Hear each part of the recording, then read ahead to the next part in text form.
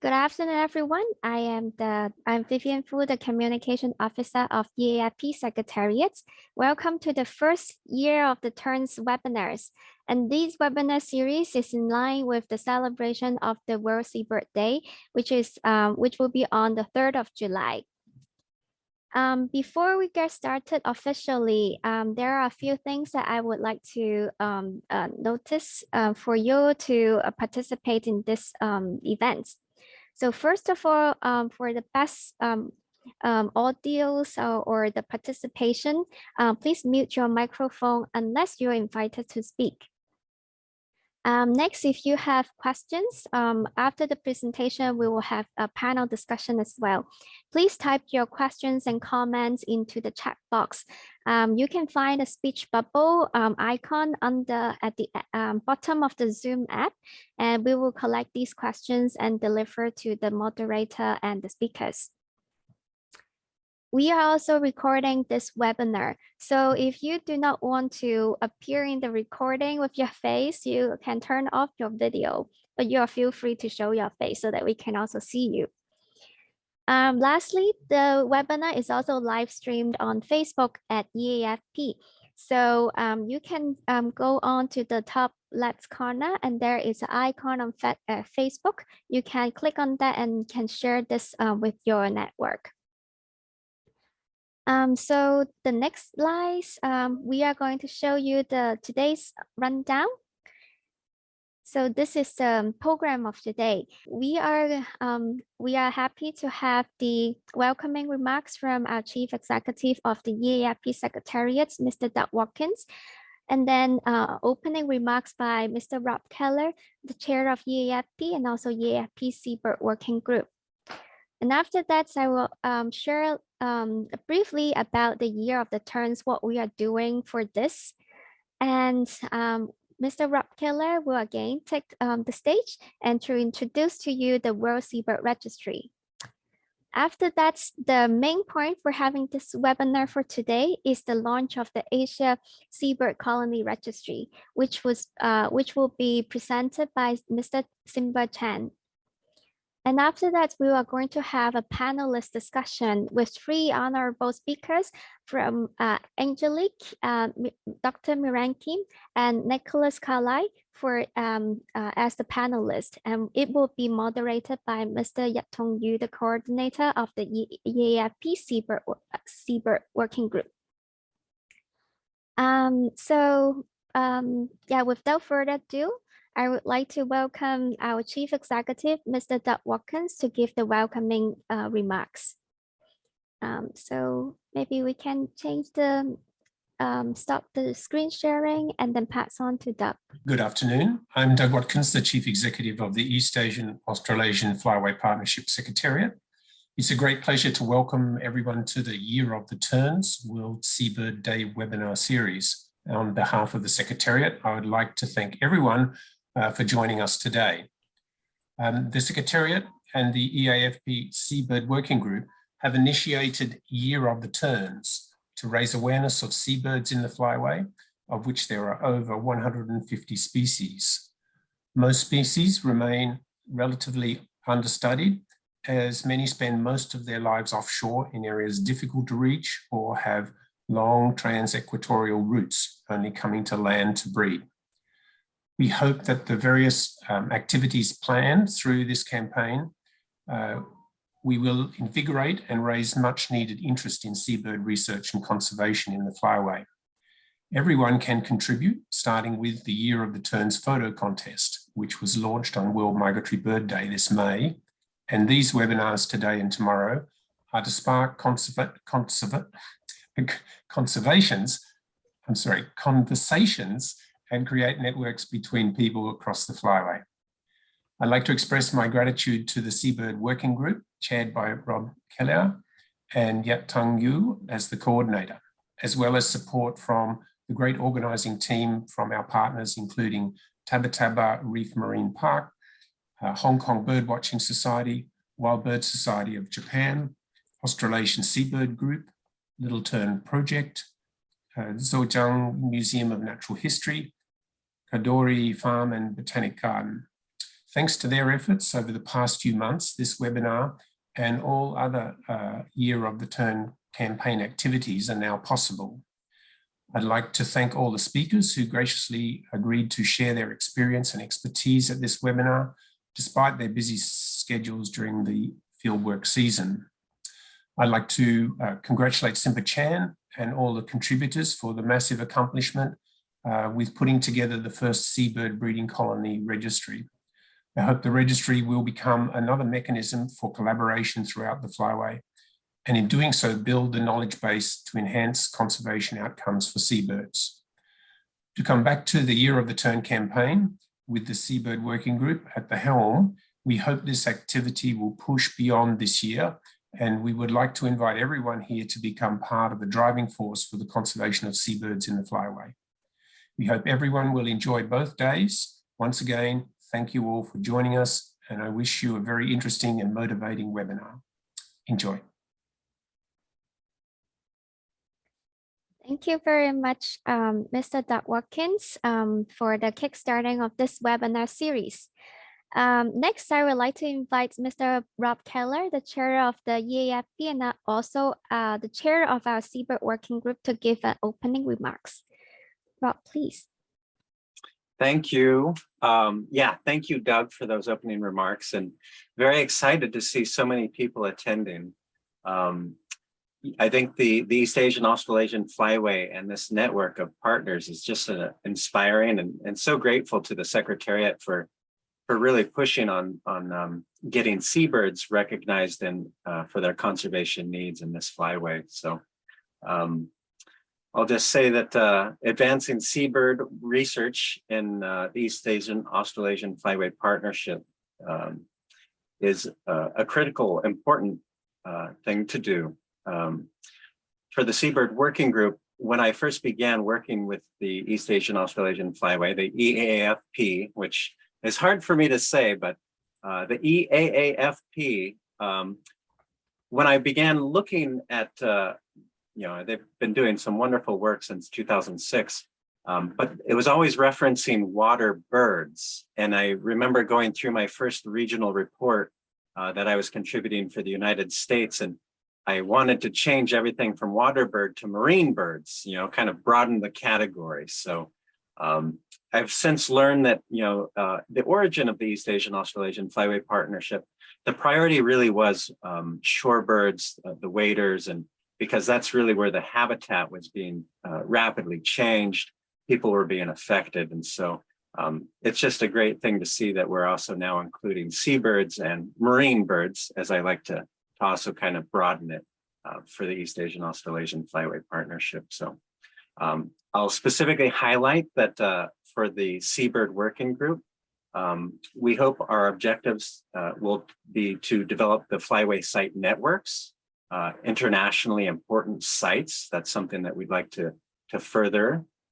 Enhance communication, education, and public awareness. That's the SEPA group within the EAAFP, and that's very important, that education and outreach for migratory, and I say water birds, but seabirds and their habitats as well. So as Doug mentioned, seabirds spend the majority of their lives offshore, only coming to land to breed. So it's quite a challenge. We'd like to enhance the flyway research and monitoring activities, building knowledge and promoting exchange of information on marine birds, water birds, and seabirds and their habitats, and then build the habitat and water bird management capacity for resource managers, decision makers, and then local stakeholders.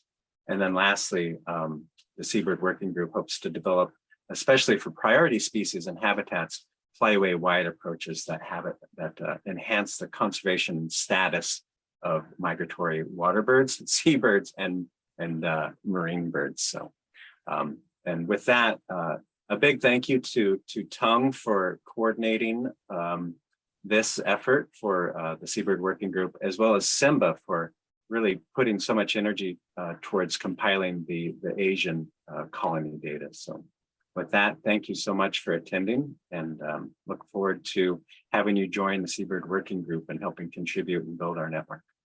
Thanks very much. Thank you, Rob. For now, may I ask all of you to turn on your camera to capture this moment. We are going to have group photos for now. And yes, so please turn on your webcam so that we can see your face. Yeah. So yeah, we can do the start of the webinar with all our faces. So our assistant Yumi and Simu, please help to take the cap screen. So 1, 2, 3, say fly away. Okay, we have several pages, so it takes time. Another one.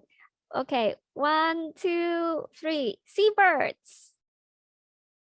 Okay, that's great. Thanks a lot. Yeah. Okay. Then it's the next item. It's about the introduction of the year of the Terns. So perhaps a lot of you, maybe some of you joining the EAAFP events for the first time and first time to hear about the year of the Terns. So I would like to briefly introduce to you about what EAAFP ourselves are and the year of the Terns. Yes, so this is our main poster. It was highlighting 7 of the common and highlighted species of the EAAFP, and the great images were drawn by talented artists in a flyway Ayuwat from Thailand. So next slide, please. For those who are first time to join EAAFP events, the East Asian Australasian Flyway Partnership, it's a flyway-wide network of frameworks to promote dialogue, cooperation, and collaboration between a range of stakeholders.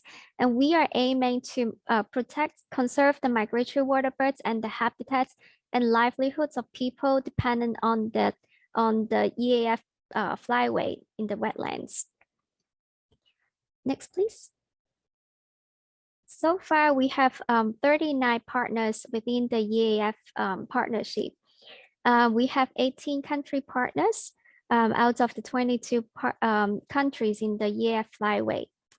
And we also have 6 intergovernmental organizations, including Ramsar Convention of Migratory Species, CAF, and ASEAN Center for Biodiversity, CBD, and FAO.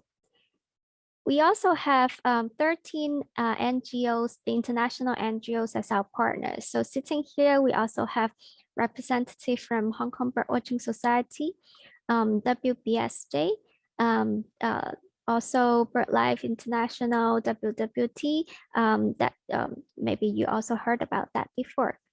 IUCN is also working closely with us as a partner. And we are also having a private sector as our partner. So this is quite a unique partnerships within for the conservation of migratory water birds and for nature, that everyone in different sectors can sit on the same table and discuss conservation issues at the same level. Next, please. Other than our 39 partners, we also work closely with specific task forces and working groups.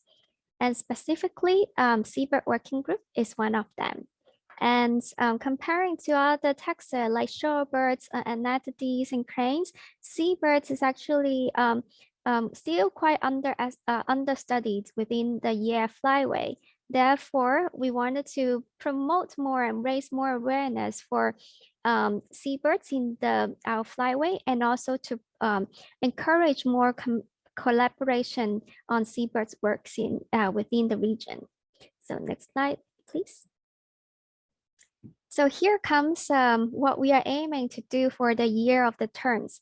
The year of the Terns was launched in February this year during the Pacific Seabird Group meetings for the Northeast Asia Seabird Conservation Committee meeting. The year of the Terns objectives, we aim to enhance awareness of seabirds, especially terns, within the EAF flyway, because for tern species, comparatively, we have more studies. The second is to encourage exchange of ideas and promote discussion of collaboration on seabird research and conservation within the EAAF Flyway. And lastly, to promote and strengthening this working relationship with the Seabird Working Group and people beyond. So we are not just only focusing on researchers, we are also welcoming partners from EAAFP, Seabird-related organizations and research institutes, researchers, scientists, and of course, the general public, including the bird watchers, to join us. So we have prepared a series of activities with for the Year of the Terns campaign, including today you are joining this is a series of the World Seabird Day talk series, which is today and tomorrow. And for the general public and bird watchers can also take part in the Year of the Terns photo competition. So it was launched during the May World Migratory Bird Day, and it will last till September this year. And we are going to release the results during the October World Migratory Bird Day. The third is more promotion on a social media through the introducing one tern species per month and to include some of the interesting terns related people's work as the story for the Year of the Terns. Yeah, next please. So if you wanted to learn more, please visit this website. We are going to place this link in the chat box as well. So you can click and learn more and join us for all these activities. Yeah, so this is the end of my brief introduction about the Year of the Terns. And perhaps you're waiting for the important things for this focus of this webinar is to know more about the World Seabird Registry and the Asia Seabird Registry. So without further ado, I would like to introduce and bring back the stage back to Rob to briefly introduce the World Seabird Registry. So Rob, the floor is back to you. Thank you, Vivian. That was great.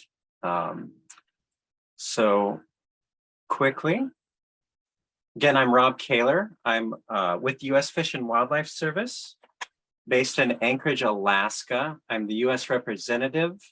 I also get to be the chair of the Seabird Working Group, and then I also get to be the chair of the East Asian Australasian Flyway. So I get to wear many hats. And then I'm also very active with the World Seabird Union and the Pacific Seabird Group. And as I'm talking along here, I'm trying to, so this is the link to the site that I'm talking about today that I'll be presenting on. And I'm now going to try sharing my screen successfully. I do apologize. I am using a smaller format. I'm I'm one of the people that is scrambling to get into the field. I've got some boats, 25-foot boats that I'm getting ready. So I'm just delighted to be here, and not the best timing for me, but 10 p.m. here in Alaska, 2200, and just excited to share with you guys. So Seabird Information Network. That's what we've been calling it. As I mentioned, the World Seabird Union. They are an active group, kind of a consortium of partners. And I've been working very closely with Tung and Simba for the Asian Seabird, archiving the Asian Seabird colony data. So I'm just I'll go quickly through this to set the stage for Simba's presentation, but it's really a planning tool.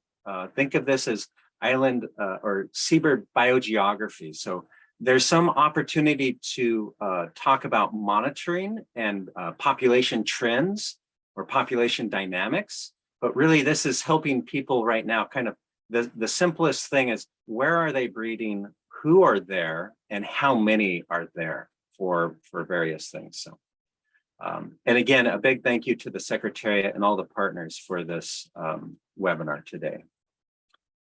So the Global Seabird Data Portal, that link that I sent in the chat, you can find this there. There's three different ones. There's a circumpolar, there's a North Pacific, and then they're all nested within. You can find them all within the Global Colony Seabird Data Register. And so that colony register, as I mentioned, colony location, latitude and longitude, seabird species, and that includes composition, which different species are breeding at that colony location, and then breeding population size, an estimate of how many birds are there. And you see that asterisk, population estimate. And so this is very true for the North Pacific, for Alaska. Sometimes the estimate, that population estimate of total birds, is based on the current best estimate, which may rely on historical data. So we might go back and look at data that have been published by a different researcher. And I'll be honest, for the North Pacific, for Alaska, some of our data, the best current estimate is from the 1980s. Some of it's 30 years old. And that's because we haven't done we have not had the funding or the resources to go and count that colony. So, and then as I mentioned in my opening for this presentation, we're thinking of seabird biogeography, distribution and abundance, and really specifically for planning purposes. And so here's a screen grab, a capture. I call this the public access. This is the front end. This is the website, the web services side. And then there's a back-end database that we work with the World Seabird Union and our consulting folks at Axiom Data Science. And so this is, when you log into that link that I sent you, this is the global data portal.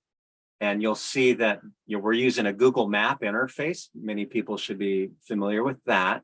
And then I won't go into this too much, but I want folks to be aware, indices. This is where you can share information on population trends or productivity because many researchers are very sensitive to sharing their data prior to publications, but we want to provide an opportunity. So this is an index, not necessarily sharing your data, and something that we can aim for in the Asian colony data.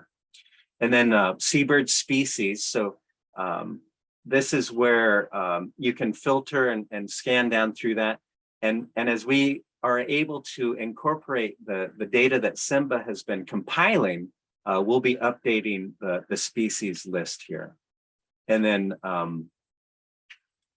so when you can select, if you see on the right side, I think you can see it, download a data polygon. So you can draw a polygon around an area and query it. And so this is the tool to help you figure out where are colonies in your area. And we hope this inspires you to put your data here so that other folks can see it. And for planning purposes, which I'll talk about, you can download those data. There's a way to make those data restricted if you're, you want to add them, but you want to maybe publish a paper. Maybe it's a graduate student but we want to make sure that over time that you will make those data unrestricted. And so this is a way of being able to access and download. You'd have a CSV file on your computer. So please go to the website, explore it, and you'll have my email at the end. I'm happy to answer questions. But so this is one way, the data summary. This is just kind of the quick snapshot of the polygon that I drew around the geographic area of interest. And then you see a quick population, number of colonies. And then if you see here, I forget, yes, download unrestricted data. So again, those are the data that people have contributed that they're fine with sharing. But you can also code your data saying, well, it's restricted. I'm concerned maybe it's an endangered species. Maybe you're concerned that people might go egg the colony, things like that. So we want to accommodate everybody, but really provide a resource to archive data in a common location. And then again, that front end productivity index, as I mentioned, I just want to touch on this very quickly. This is a way that you can share information. And I'm kind of going back to a previous version of the website, but if you do have population trends, either productivity or temporal information, but seabird productivity, and this has been definitions that we've worked with the Circumpolar Seabird Working Group. through CAF, the Conservation of Arctic Flora and Fauna. And I just wanted to share this with you very quickly, but something that we can aim for hopefully as we go forward, and we can get more information from Asian colonies. And then population trends as well. So it's a fairly high bar, but if you've got at least 2 data points that are five years apart over 1 decade, 10 years, and you can a population trend. So I'm kind of just setting that out there as a way that maybe in the future that we could help collate information from Asian colonies that where there are monitoring data and share that. So how are those birds doing? And again, this is a way to share your information without sharing your raw data. I know many scientists and researchers are sensitive to that. And then I'm sure you all know, why should you contribute? Well, this is a research tool. It's a persistent archival. It makes data available to other people. And it helps develop partnerships, just like what we're doing right now, this networking, and increasing the utility of people's research and people's monitoring. And then as well as identify gaps, data gaps, where just because there's not a dot on a map doesn't mean that there's not information from there. But in some cases, nobody has been doing that research. And then the management tool side, so land protection and permitting, environmental assessments, and then the planning part, oil spill and contaminant response. So through the Bering Strait region here in Alaska, we have a lot of vessels traveling that they have nuclear reactors on those vessels, and they're moving products up and down through the Bering Strait. There's a lack of sea ice in the northern. And so this is just a great way to understand where colonies are, where we might need to stage response equipment, and marine spatial planning, sensitive area planning, of course, marine protected areas, important bird areas. This helps inform that process. For this flyway, the conservation status reviews, this will help inform Wetlands International, as well as things where birds are interacting with the fishery for bycatch, that's of concern, as well as other interactions. Lights are, these vessels, definitely during the winter periods, they're lit up like huge cities, and birds are drawn to lights. So we've got a collision that we're concerned about there. And then of course, restoration and planning for endangered species and recovery.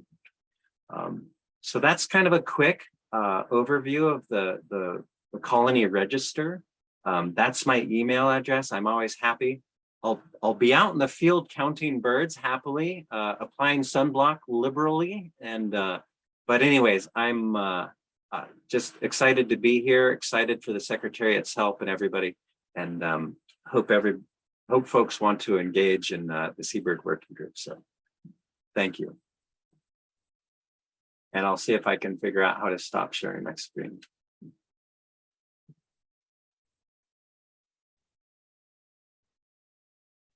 Thank you very much, Rob, for the really good presentation about the tools, the Seabird Registry, and we see that it's a much needed contribution and collaboration to fill in the gaps in our flyway.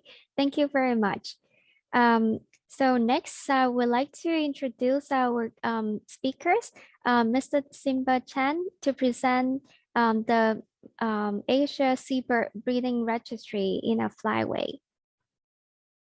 So to give you more background on with Simba from the Seabird Working Group, he has more than 20 years of experience in bird conservation in the region. First, starting as a training officer at the Maipo Nature Reserve, as a training officer at the Maipo Nature Reserve for 7 years, and then as the International Center of the Wild Bird Society of Japan. He worked on several projects in Asia Pacific region. He then joined the BirdLife International Asia Division and led on developing the Red Data Book of the Threatened Birds of Asia and the important bird areas in Asia. He was also author to International Single Species Action Plan on China's crested tern and the black-faced spoonbill. He stayed on a remote island in China to monitor the Chinese crested tern for 2 months at the beginning of the restoration project. Simba is also a National Geographic explorer. So without further ado, I would like to invite Mr. Simba Chan to present to us. So yeah. Thank you very much. Well, thank you, Vivian. Thank you, Rob, and thank you, Doug, and thank you for everybody to letting me to, for allowing me to to give a brief introduction of this work. And I'm Simba Chan, as well. Vivian introduced. Strictly speaking, I am not a seabird person from the beginning. It was the Chinese crested tern that actually brought me into the business of seabirds. So so today I would like to introduce our work on the Seabird Colony Registry for East Asia. I hope that we can actually have some more of this kind of work in the future. Next slide, please. So as Rob has already presented, you will know that there is for the World Seabird Union, there is a global seabird data portal. So I'm not going to repeat his word again. So next slide, please.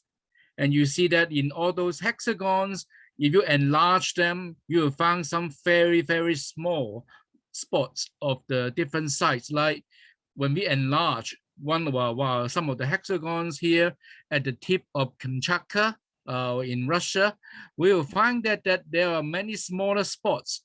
And if you click on those spots and they will give some information about, what kind of seabirds are breeding there, and the approximately the number, and with basic information like this. And that is actually quite useful for us to understand more about seabirds, and also for planning, for conservation planning too. Next slide, please. But as you may notice in Rob's map, there is a very big gap in Asia. We have done something like the circumpolar, the Alaska, for the Russia, and many parts of the world, but in Asia there is a very, very big brand. That doesn't mean that there is no seabirds breeding in Asia, or Asia is not important to seabirds.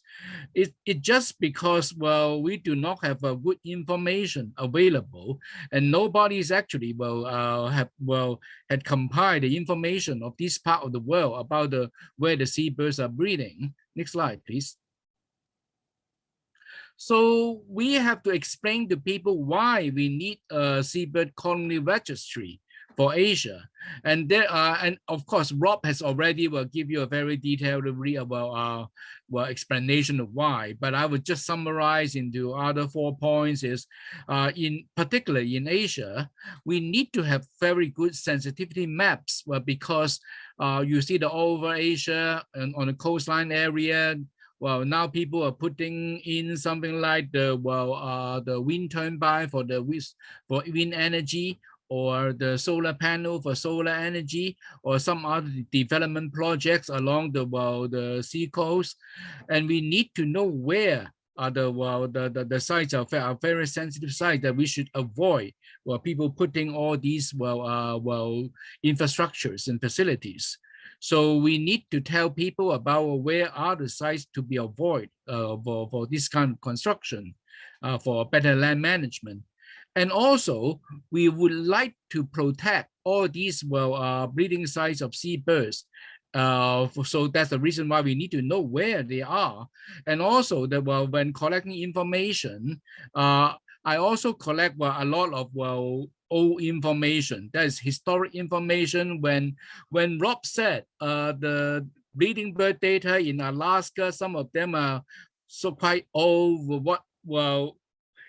He meant by old is in the 1980s. I have some information of the seabird information that can trace back to 1940s. it's apparently nobody, and very few people went back and surveyed those places again, or they have not been well documented. But I'll just leave them there. Well, anyway, but hope that there will be some more study in the future, and also people will think about that will be a suitable place for the restoration of some of the lost seabird colonies. And also one thing that we want to compile all this information is we have very weak knowledge about the seabirds, where they are breeding in Asia. And I have just seen, David Melville had just attended this website, David. And I remember in 1984, he compiled an paper on the breeding seabirds in Asia. There was very, very few sites available because there's not a lot of information available then. So now it's a little bit better, but still, I think that we can do something more. The reason why for the lack of information is there are not many people studying seabirds in Asia. And when we attend the Pacific Seabird Group meeting, most of the Asian participants were from Japan, and some from Korea, and some from Taiwan and mainland China recently, and also the Philippines and Malaysia, but not many people were from Asia attending the Pacific Seabird Group. So that's the reason why we would like to have more people in Asia working on seabirds, and so we can have a better understanding about the seabird, about the situation of seabird in Asia, and also by collecting all the information of where do they breed. I hope that we can initiate something like bird colony monitoring, like what the people now starting to do in China, in Japan, in Korea, in other places, and that will be very useful for us for the estimation, a very good estimation of the seabird population and the trend. And also that one more thing is, when we know about the colony distribution, we can monitor some other environmental factors. For example, in the recent months, there has been a very serious outbreak of avian influenza along the Pacific coast in Europe and North America. So far, not a lot of report of this from Asia, except there was one case in Hualien in Taiwan in late May, but we are not sure whether actually the avian influenza has already there have already been outbreaks here in Asia or not. So that's the reason why we would like to alert more people in Asia, particularly seabird and waterbird researchers. So if we know where are those seabird colonies in Asia, that would be much better for us to understand for understanding about how to set up some other environmental system for forecasting anyway if there is any possible forthcoming disasters. Next slide, please.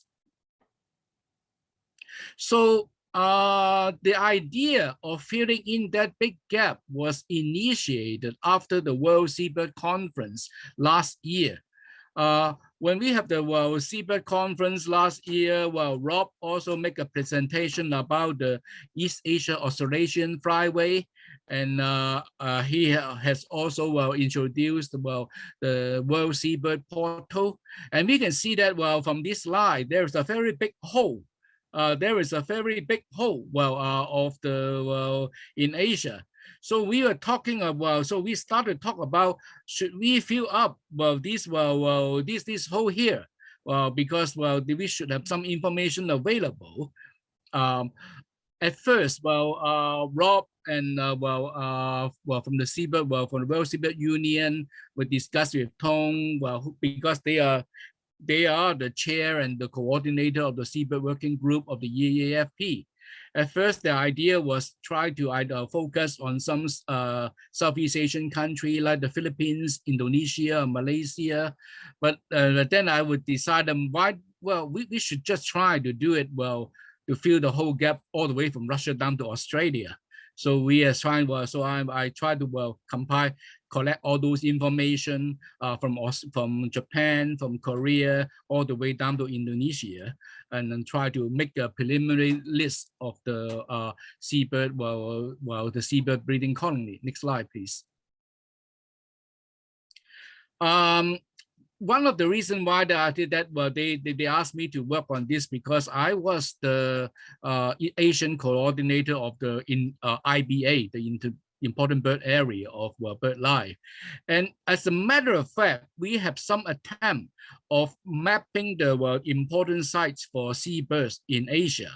You see on this photo that was taken 12 years ago in Tokyo. That was the first Asian Marine IBA workshop. And we have invited representatives from Russian Far East, from of course Japan, mainland China, Hong Kong, the Philippines, Malaysia, Myanmar, to attend this meeting, and Indonesia too. But at that time, most of the countries they said that they do not have a lot of very good seabird data.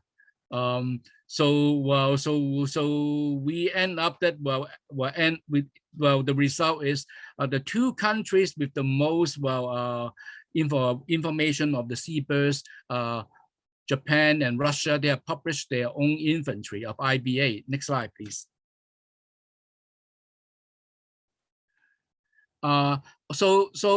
But also I would have to say that there are some differences between the Seabird Colony Registry and the Important Bird Area, because for the Important Bird Area, it will only list the sites that they think they're meeting some kind of criteria to become important sites. That means they are following some population threshold, like the 1% of the global and population, the number threshold, just like Ramsar Convention. But the Seabird Colony Registry, we do not have this kind of threshold. That's why in some of the sites you find out that there is only a few pairs of terns breeding. We also include them into the registry. And also for the Seabird Colony Registry, we focus on breeding sites, but IBA, including more than just breeding site, they will also include the pelagic area of those seabirds. But for the Seabird Colony Registry, we mostly focus on the coastal and island sites where the birds will come to breed. I have tried to also to include some important inland sites for some important species like the red gull. Because I think that as a matter of fact that they're taxonomical speaking, they are also seabirds, but they do not breed close to the coastal area. And also the Seabird Colony Registry, as I said, we also include some historic data. But IBA will only refer to the current status. If the site is used to be very important for seabird, but now the seabirds have all gone, you will not see it listed as an IBA site. But we will still put it in the Seabird Colony Registry because of the possibility of restoration. And also, I think that will also give us some good indication about the changes of the seabirds breeding behavior and other conservation matters. Next slide, please. So for the IBA, as I said, we have published the Russian Far East Marine IBA inventory and the Marine IBA inventory in Japan. Both of these inventories should be very easy. You can easily find them and download from the internet. So you can just search it for the Marine IBA, Russian Far East or Japan, and I believe that you can easily find them. And these are very good reference, but they do not cover all the sites in Russian Far East and Japan. Next slide, please. So as Rob said, when we compiled the Seabird Colony Registry, we started from late last year. We are aiming at collecting some very simple information because if you only ask for simple information, there will be more people will have feedback. You asking for very long information, you will probably bound to have very few people will reply you. So we are only targeting and asking people about the species, the number of birds, whether they are breeding or not, the location, including the geographical coordinations, the site name, and also the dates of the number recorded, and also some evaluation of the data quality. And we also there are a few requests to us about the sensitivity of the location, because they were a little bit worried about the approaching of the if they release some of the seabird sites, they will attract some poachers or photographers. And this we will when we put them on the seabird portal, we will take them all into consideration, and we will not we are taking the importance of the conservation first. And also, if some of the data that are not at the moment is not disclosed, as Rob said, we will not actually put those data into open access. So we will judge a lot of things by case. In my case, about collecting this inventory, we are mostly I have mostly collected them all from already published and information already on the internet. So so there should be very little controversies of putting them on the web. Next slide, please. So when we talk about collecting the information, the next we'll come to a question is, where is the area to be covered? Our area to be covered is the Eastern Asia, that is all the way from Japan down to Indonesia. And we will send you I will show you the list later when I present the results. And the seabird, that is one very tricky thing, because I have received some information from contributors, but they have some kind of misunderstanding about what I'm looking for. So sometimes other water birds like shorebirds, egrets are also mixed in, particularly like Chinese egret, because it's also nesting on the coastal area. But that is still so and also for some species like the cormorants, like for the pelicans, and people do not usually regard them as seabirds.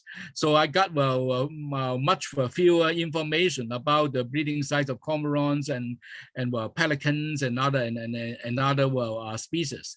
So we are following strictly the seabird. We are following strictly to the okay, see that I have to speed up. Okay, so we're following strictly to the taxonomy of the seabird. From the EAAFP, you can see here is from the loon to the ox. You can find them on the website of the EAAFP Seabird Working Group. Next, please. And what the methodology is, I attend many webinars like the very successful Philippine National Seabird Forum last year. That was really an eye-opener to myself. So there's a lot of useful information. I see. That's why I said that there must be a lot of hidden information in Asia. The people know it, but they have not been well documented and published. So we encourage people to publish all these data. Next slide, please.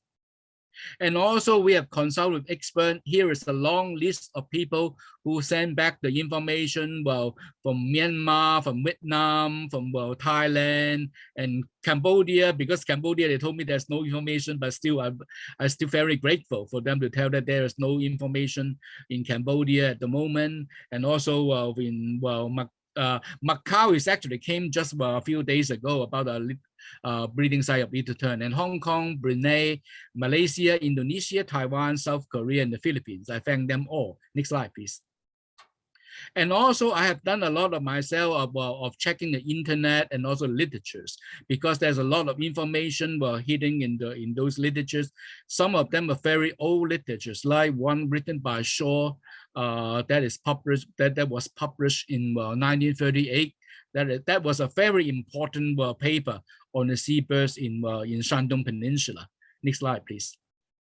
And also the database in Japan, there is a very good, and very big, seabird colony database, which has actually included the seabird data. Some of them can be traced back to the early 20th century. So some of the information also helped me to identify the sites, and I also using the name of the site to search a lot of more recent paper of the sites and the population. And usually I would just put the most recent number of the bird or the birds, unless there are some cases like tufted puffin in some sites in Japan. They were more numerous in the 1980s, but now they're becoming very rare. I put the number of the recent number, but I also in the comments I have already also put in the 1980s the population was at that level for some of the quick reference. Next slide, please. And also some other references, including the information of the seabird breeding area, which I was taken from the recently published wetland inventory from the North Korea, and also some old paper, very useful old paper, were published by ICBP in 1991. That was about Malaysia and also Indonesia. They are checking some of the sites, verifying some of the seabird sites. Next slide, please. So at the end, at this moment, we have collected a total of 761 sites from in East Timor 3 sites, Indonesia 91, in Malaysia 30, 39, and you can see down on this list. You can see there is a lot of sites in Japan. It's 421 because in Japan, as I said, there's a very good seabird database. Some of the sites actually quite small. Some of the sites may no longer exist, but I think that at this stage, we should collect all the information available. I hope that in the future versions we can refine and actually get some better understanding of the site. Like this is only a historic site, and at this site, what are the changes in this site? Next slide, please. So when we put up a map of the Seabird portal, there's a very big brand in Asia. But now we can see that, this is what I plot from all the results. We can see that now we are starting to fill in all these gaps.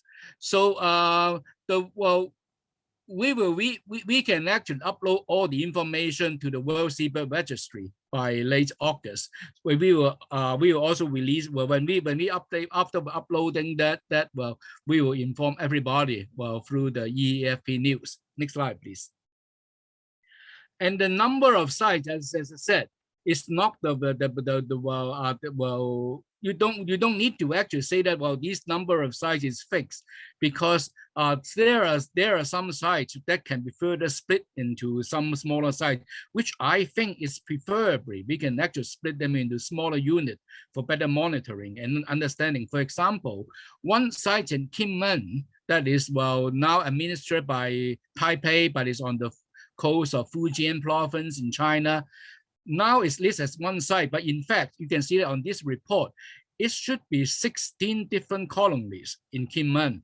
So in the future, if we can actually have better the coordination and number of the birds, it may be better to have them divided into different sites for better understanding and monitoring. Next slide, please. So there are some smaller colonies. Why I said there will be more sites in future is, in Southeast Asia, as some of the friends told me, some common species of terns like the bridle, like the black nap, like the rosé terns, there are many nesting sites, but they are not really documented well. There should be maybe hundreds or even thousands of sites. but we still have not really well documented where they are. And as a matter of fact, a friend from Indonesia told me just half an hour before this webinar said that she has found okay, she has found black-netted tern breeding in Western Kalimantan. So that's the reason why that maybe in the future we can actually collect some more information. Next slide, please. So for the seabird, well, let me see. They will say that with so far, the seabird that has the highest number of colony data is in the northern countries, the black-tailed gull. The southern countries, the black-napped tern and the bridal tern.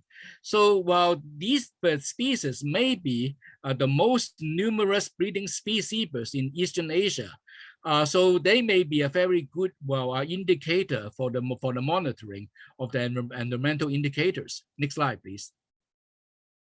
Next, please. And also one thing I like to point out is the little tern.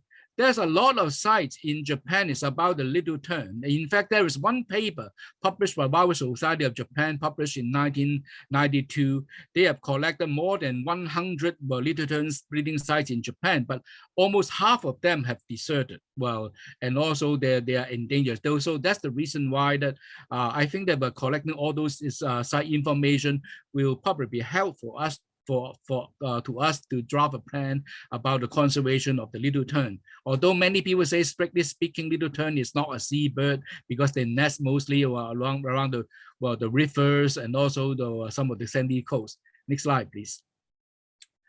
So, the gaps to be filled in the future, revisions, I think that we need to collect more data of some less studied birds like the petrels, like the boobies, and also we would like to get some more of the records of some overlooked birds like the many common species of terns.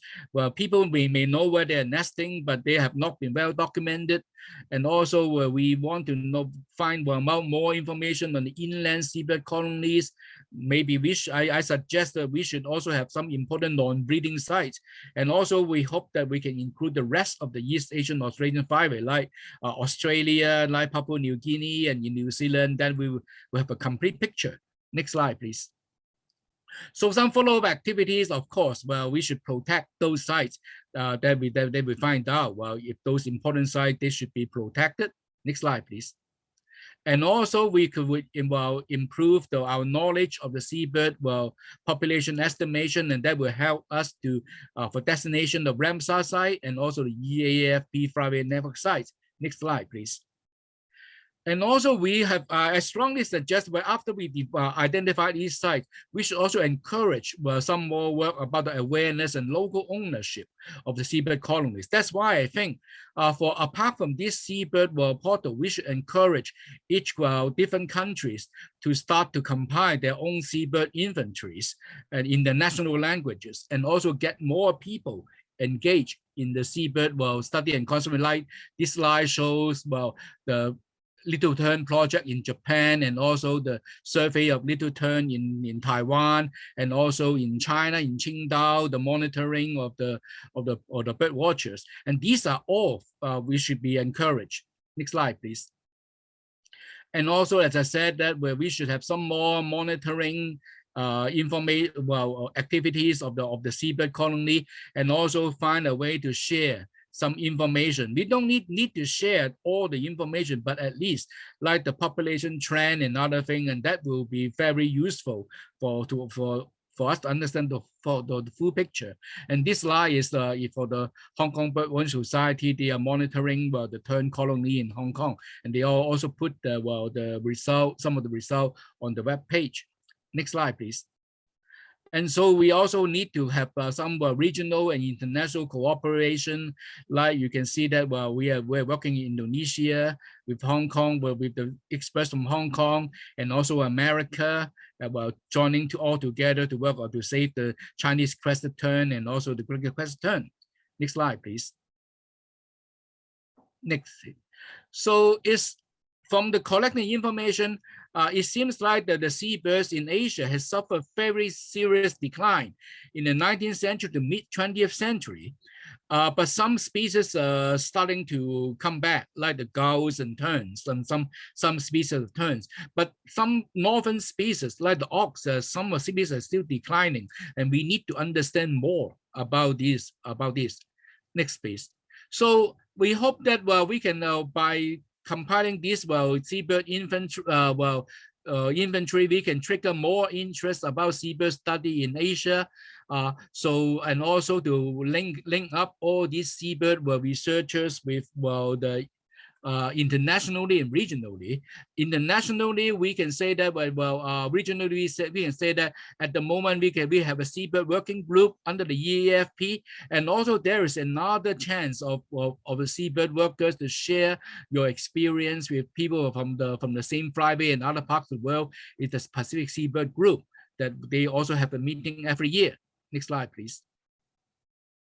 And I would like to thank all those people again for contributing the data, and the result of this Seabird registry will be uploaded in August. And by that time, I believe the number will have slight changes because I'm still receiving new information. So you may actually have a slightly increased number of more seabird data. And I would really like to thank all those people who contribute the information to me. And thank you. Next slide. Thank you very much for your for all the support, and hope we can actually do some more for the conservation and also understanding of seabirds in Asia. Thank you very much. Thank you very much, Simba, for the presentation. I know it's much more work than you just presented. But yeah, please also contact Simba and the Seabird Working Group if you have more data to share, so that we can like build up this registry data set for the year flyway. We do actually have a panel discussion, and it will be moderated by Yat Tung Yu. And including Simba, who just gave a wonderful presentation earlier, we are also inviting 3 panelists from the flyways to join in this discussion. So next, I would like to pass on to Dong to introduce the panelists and to kick off this discussion section, please. Okay. Thank you very much. Thanks, Vivian. Thanks, Simba as well. So yes, we are getting shorter time. So I'd like to start our panel discussion soon. So let me make a very quick introduction to all our panelists. Yeah, we have Simba here, and then we also have Angelique Songco from the Tubbataha Reef Natural Park.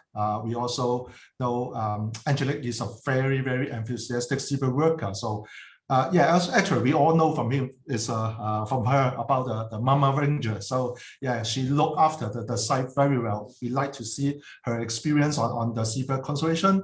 We also have Dr. Miran Kim from Seabird Laboratory of Korea. She studied the breeding of biology of the gulls. So we also like to have her input on the seabirds research in Korea. And then we also have Nicholas Carlile from Australasian Seabird Group. Yes, we are talking about very often about the seabird activities in Asia. We would actually like to know more as well about our southern partners. So yeah, we could like to see, we are happy to have Nicholas here, so we could make a very good coverage of the whole flyway. So yes, yeah, thank you very much for all of them to join us. So yeah, we start to have our panel discussion now. Okay, so before that, maybe our panelists, please use a very short introduction from you all to tell what you are doing in the site. Oh, let me get Angelique first. Angelique, please. Good afternoon. As Tung said, I'm the Protected Area Superintendent of the Tubbataha Reefs in the Philippines. As you know, Tubbataha is famous as being one of the top dive sites in the world. And so our work is mainly to take care of the reefs, the fish and the corals. But then we find a small islet within the park that contains the largest colony known of seabirds known in the Philippines. And so all of a sudden, now we have to take care of the seabirds too. Tubbataha is not really known internationally for its seabird colony. But then we understand that if we want to protect majority of the seabirds in the Philippines, we need to protect our small islets in Tubbataha. And so Tubbataha is a World Heritage Site and a Ramsar site, and all of these have to do with the ocean, you know, with the beauty of the corals and the beauty of and the number of biodiversity of fish and other marine life. And so we really did not know anything about seabirds. Well, in the beginning, I knew that birds had 2 wings and 2 legs. That's it. They all looked the same to me. And the learning curve was quite steep, but we had to learn really fast because the time came when we were facing challenges in our areas. We had erosion, we had the loss of habitat of seabirds. And so all these challenges we had to face. It was like flying a plane as we were building it, you know. We had to learn as we were managing our seabirds. And we were very lucky to come across a lot of people like these guys here who were very willing to help. And in fact, our network has increased even more as I attended last time the Pacific Seabird Group, and now we have friends from Mexico and, you know, specialists on boobies and all that. And so it's really good to have help and to know that people are willing to help. It took us a long time to realize that. And so in like more than a decade, we were working on our own. And so, yeah, we have been very lucky to meet all these nice people. And so for our sites, we are wanting to, in the Philippines in general, Simba was talking about the Philippine National Seabird Forum. And so, yeah, we are wanting to learn more about our seabirds. We have an estimated 140 islets and rocks where seabirds are potentially breeding, but, you know, it's going to take a while to do that. But since the forum, our national government has taken interest in seabirds. And so, yeah, that's a really good result of that forum. We all know we share the problems. We need capacity.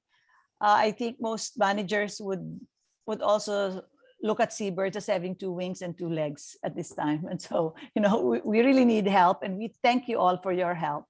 Okay, thanks, Angelique. Thanks, Angelique. Actually, yes. Yeah, I'm very happy to hear what Angelique just said. And then in the beginning, we also think it is very important for all of us to share information. Yeah, it doesn't mean for all important data, but sometimes just the routine experience is also very useful for all of us. Okay, so may I also invite Dr. Miran Kim to give us a very short introduction because time is running out. Sorry about that. Okay, yeah, please. Okay, hello, my name is Miran Kim. Pleasure to introduce the Seabird studies in South Korea.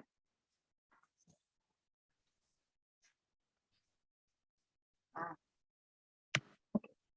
I have some small presentation. In Korea, there are around 6 districts of seabird species. And next please. Yeah. Next please. And the sound. Yeah. Yes, yeah. The signal seems not very good, but yes, please, going on. Yes. Yes. Okay.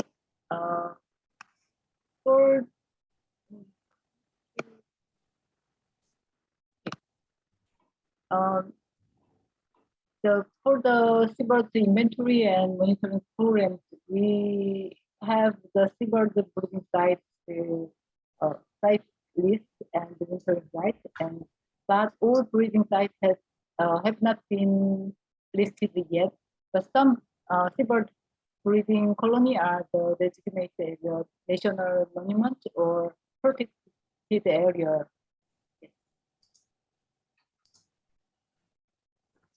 2016, during the monitoring Pacific Islands, we found the Chinese crescent breed in Korea at the first time.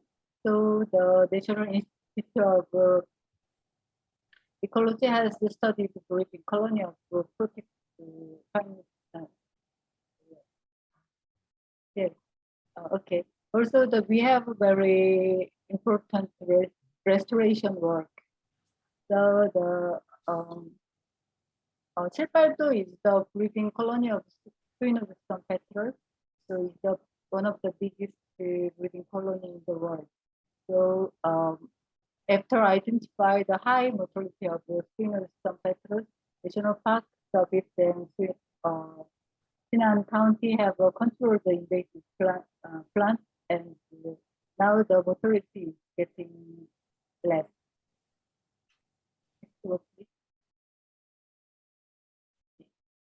Also, we have some long-term studies from 1990s for the breeding colony survey of black-tailed birds and strict shorewater and Stone Petrel. Also, recently, the important thing is the Korea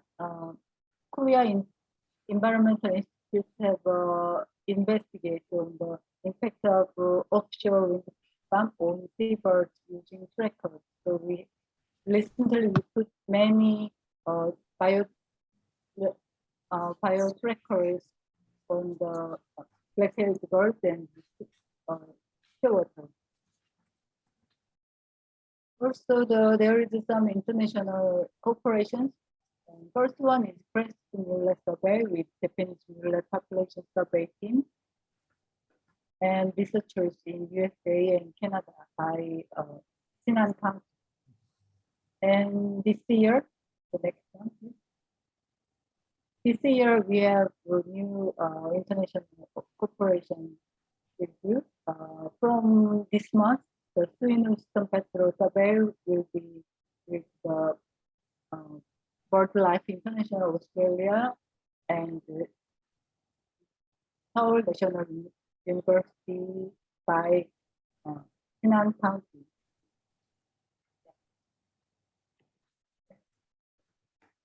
We don't have many seabird workers, but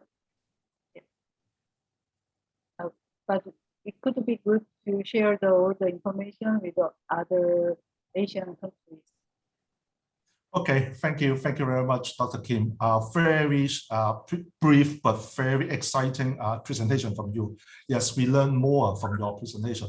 So may I invite the next panelist, Nicholas Carlile. Nicholas, yeah, please. Sorry about that. We have shorter time, but yes, yeah, please give us a brief introduction about your work. Thank you. Yeah, thank you. Yes, I'm with the Australasian Seabird Group. We're a special interest group of BirdLife Australia, and we're jointly managed by BirdLife Australia and Birds New Zealand, and we represent seabird interests in our region. We're a society of seabird researchers, managers, and individuals dedicated to the study, enjoyment, and conservation of seabirds and their habitats. And the way we've done some of this in New South Wales, the ASG has carried out island surveys and resurveys, where we've looked at almost 50% of the islands in New South Wales, undertaking island surveys to accurately assess seabird populations of prosolarids as well as terns and gulls. We're about to launch a beach app for phones, which will allow people to record beach wrecks of seabirds across Australia to allow us to understand some of the issues potentially affecting seabirds. I will mention briefly the development of the Wildlife Conservation Plan for seabirds, which is something Mark Carey, who's on the call, has been very much involved with. And the reason that's of interest is because it aims to have a strategic framework for research and management of all non-threatened listed migratory and marine seabirds in Australia. And these include 18 species of terns and 3 species of gulls of particular interest to this group. And they do this through international cooperation and collaboration, such as actions including facilitating the joint formulation and operation of research programs on seabirds with international partners. Within Australia, it'll identify and map critical life stages of species, the breeding and feeding areas, and more importantly, the migratory paths, develop a national seabird breeding colony register, and protect seabird breeding sites from adverse impacts of invasive species through eradication programs. My own work is with the New South Wales Department of Planning and Environment, and that's mostly centred on coastal islands in New South Wales, as well as Lord Howe Island, which is 500 kilometres off the mid-north coast of New South Wales, and Norfolk Island, which is about 1,500 kilometres southeast of the city of Brisbane in Queensland. And those studies relating to terns include sooty terns, where we've done on-island studies of breeding success, provisioning and colony size, black noddies, on-island studies of breeding success and impacts of rodents leading into the Lord Howe Island eradication. And on white terns, I've done studies on breeding success and impacts of rodents and native avian predators, and also off-island studies of migration and at-sea behaviour through GLS tracking, which I'll be talking about tomorrow. Nice and brief. There you go. Oh, thank you very much. Actually, it's just very short, but actually full of information. Yes, and also when we prepare this workshop, we say we need some questions for guiding discussion. But from what just Nicholas said, he already covered some of the topics. So yeah, maybe we could also let all the panelists to start the discussion now. Maybe yeah, we could if you have if you have any question, yeah, we could also raise now and discuss now. Otherwise, yeah, we will see how we could make further discussion. Because I think one thing we need to emphasize that what we need to do from the what Simba just show us, and also from what Nicholas told us, is the important for the seabird inventory or this kind of the documentation. I know Simba, yeah, from his presentation, we know how hard for us to collect the information. But yes, congratulations to Simba, and I think you've done a fantastic work. This is the first step. So what do you think about